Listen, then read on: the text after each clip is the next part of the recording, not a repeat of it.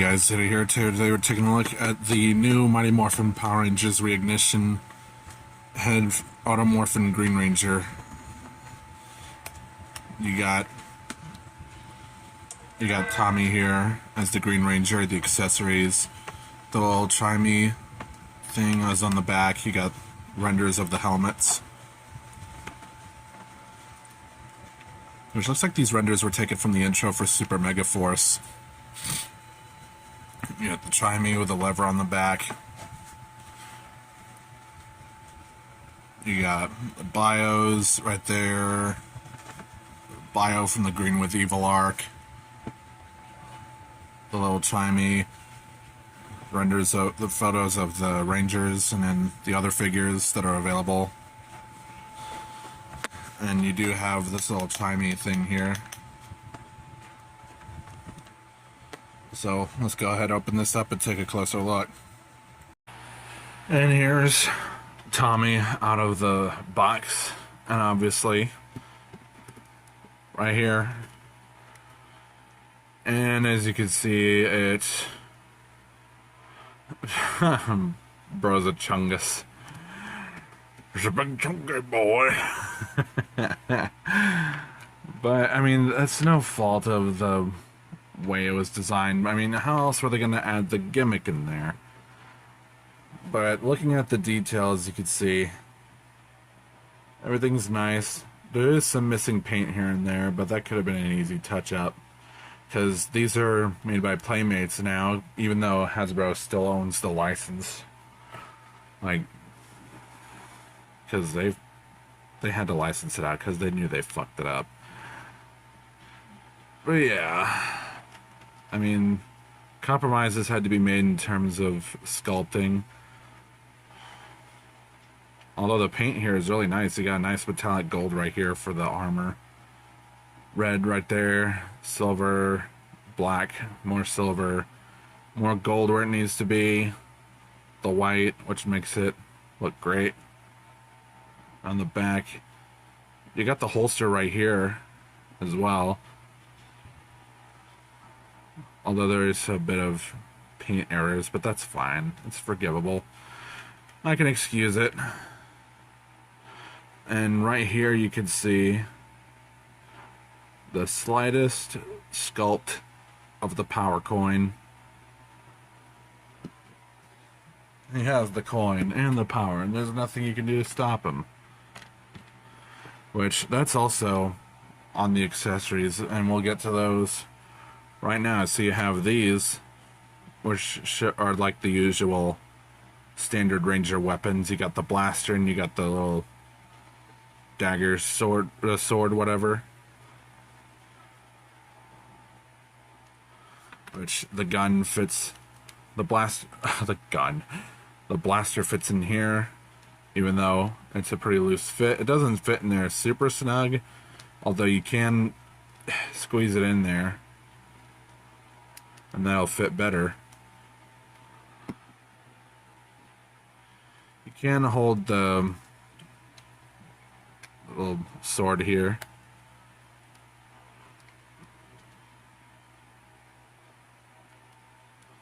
Let's see if we can hold it this way. Yeah, he can hold it better in his hand. So he can hack and slash at putties. And he has his dragon dagger. This thing has really nice paint and sculpt to it. You can even see the power coin, the dragon sword emblem sculpted in there. Everything there for the flute so we could summon the Dragon Zord.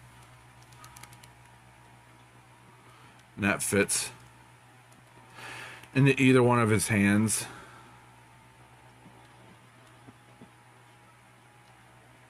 That looks cool.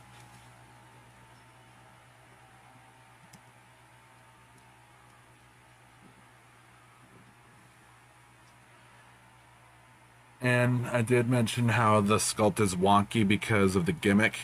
Well, you push down right here, and now it's Tommy Oliver. Shut up, Discord. And looking at the head sculpt, it's a pretty good likeness to Jason David Frank, who, you know, unfortunately passed away. But he's always been my favorite ever since watching the Turbo Power Rangers movie, which was the Zeo to Turbo transition. But yeah, this is really cool. And I've even got the Green with Evil story arc on DVD. So that's neat. And this is just fun to mess around with. Although it can get a bit stuck.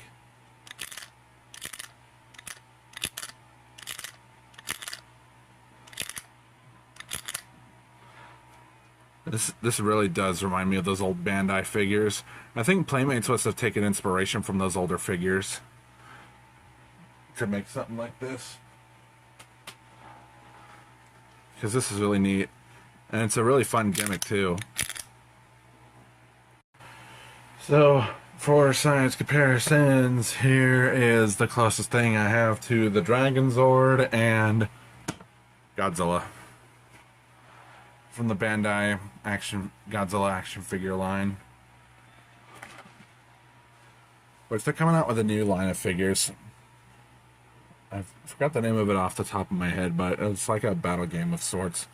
It looks cool. I hope to see more figures like this. Here's the Kerbals. Just because I like the Kirby. Here he is next to the Hasbro 30th anniversary Red Ranger VHS figure. The figures that came in the VHS style boxes. And they are they are close to scale, even though the Hasbro figure is definitely taller. But not by a lot. Still, they look good together. And just because Power Rangers had crossovers with Ninja Turtles before, here's Leo from the 2003 reissue. And this is another Playmates figure. I should have picked up the rest, because I did have a couple of these when I was younger. I had the Van, I had Mikey, and I had Donnie, and I had the nunchucks.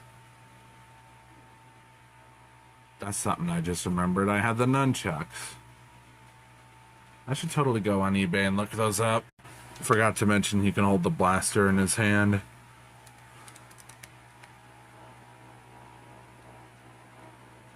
So that's cool. Articulation-wise, there's nothing at the head because of the gimmick. Arms can do a full 360, and yeah, you can see the shoulder pad moves. Is cut up so the arm can move.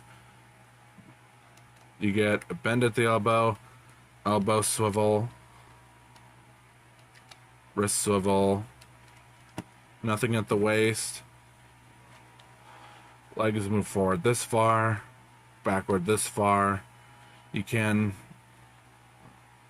a hip swivel, actually. Which, why did they make them like this? I guess for the gimmick. You get a knee swivel, bend at the knee, and then an ankle swivel. So articulation is pretty decent, but you're not going to get anything action-packed like, say, you would with how Hasbro made the Lightning Collection figures. Which still sucks that I missed out on the Lightning Collection Green Ranger. I should have looked that up too. But I still like this figure. If not for just because Tommy was totally aura farming in the Green with Evil arc. Like, he kicked everyone's ass. That's pretty much it for this video. I hope you enjoyed it. Like, comment, subscribe, hit the notification bell. Join my Discord and follow my socials. Links to those are in the description. Comms are open, so if you want some art, you can message me. And this has been Zeta. Have a good rest of the day.